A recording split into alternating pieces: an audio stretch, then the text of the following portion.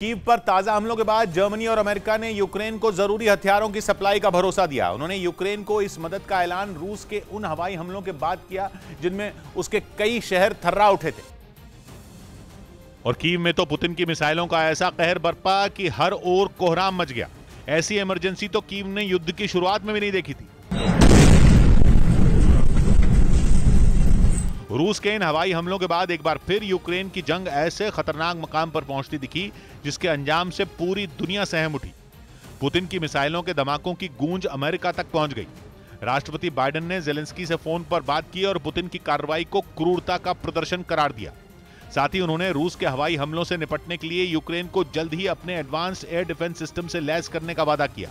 और यह पहला मौका नहीं है जब अमेरिका ने यूक्रेन को अपने घातक हथियार सप्लाई करने का ऐलान किया। इससे पहले भी वो HIMARS multiple launch rocket system Ukraine को दे चुका है, जो पुतिन की फौज के लिए बड़ी चुनौती भी साबित हो रहा है, क्योंकि ये एक ऐसा चलता फिरता मिसाइल लॉन्चर है जो बिना रुके एक के बाद एक 6 गाइडेड मिसाइलें दाग सकता है। वो भी ऐसी मिसाइलें जो जीपीएस का इस्तेमाल करती हैं और सीधे अपने टारगेट पर गिरती हैं। और यूक्रेन ने दावा किया कि इसकी मदद से किए गए ताबड़तोड़ हमलों से कई मोर्चों पर रूस की सेना को हार का सामना भी करना पड़ा। और इस हार को भी पुतिन की बौखलाहट की एक बड़ी वजह माना जा रहा है। और जिस तरह उन्होंने यूक्रेन पर एक बार फिर हवाई हमले तेज कर दिए, ऐसे हालात में उसे सिर्फ घातक हथियार नहीं बल्कि खुद को बचाने के लिए एयर डिफेंस सिस्टम की भी दरकार है, क्योंकि कहा जा रहा है कि रूस की बमबारी में ज़ेलेंस्की के ज्यादातर एयर डिफेंस सिस्टम बर्बाद हो चुके हैं। इसलिए जर्मनी ने भी यूक्रेन को अपना सबसे आधुनिक एयर डिफेंस सिस्टम देने की घोषणा कर दी।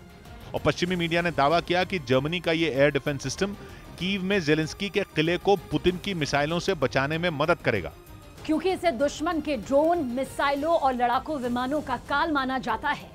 खबर है कि पहले जर्मनी इस साल के आखिर तक आइरिस-T एयर डिफेंस सिस्टम यूक्रेन को देने वाला था, लेकिन कीव पर हुए ताजा हमलों की वजह से उसने अगले कुछ दिनों में इसे यूक्रेन को सौंपने का फैसला कर लिया।